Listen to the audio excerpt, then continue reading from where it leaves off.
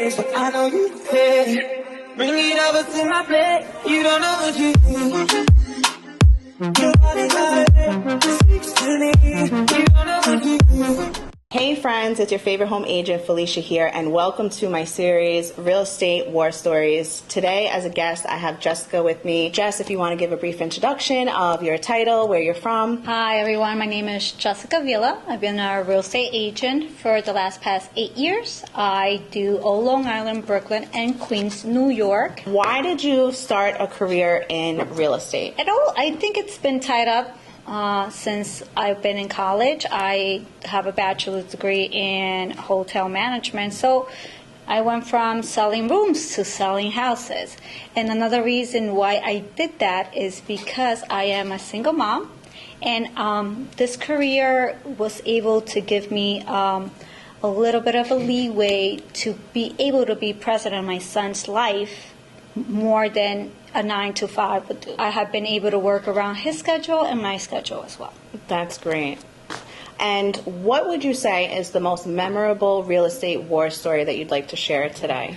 Well, I have a funny story that's kind of a war story. I had a client that had just purchased a house, and we were renting the apartments because she had purchased a rental unit, a rental house. And when I finished showing the first client, I noticed I had left the keys inside of the house. Oh my goodness. Mind you, we're in the middle of winter and I'm wearing a dress.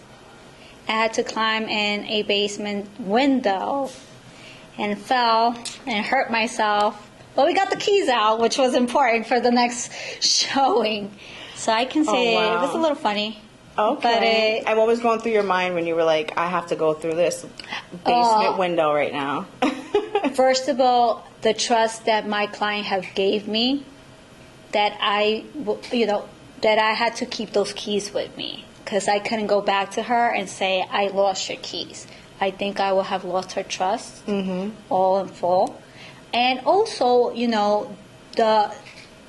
I had to show that unit, so I couldn't be wasting somebody else's time that was coming to see it. So in my perspective, I had to get those keys however I had to get them. But yeah. And trust is a super important aspect in this business, especially dealing with clients. Yes, absolutely. If you lose the trust of your client, either being a buyer or seller, basically the deal will fall apart, because you are supposed to guide them, you are supposed to educate them, and help them make the best decision possible for their real estate goals.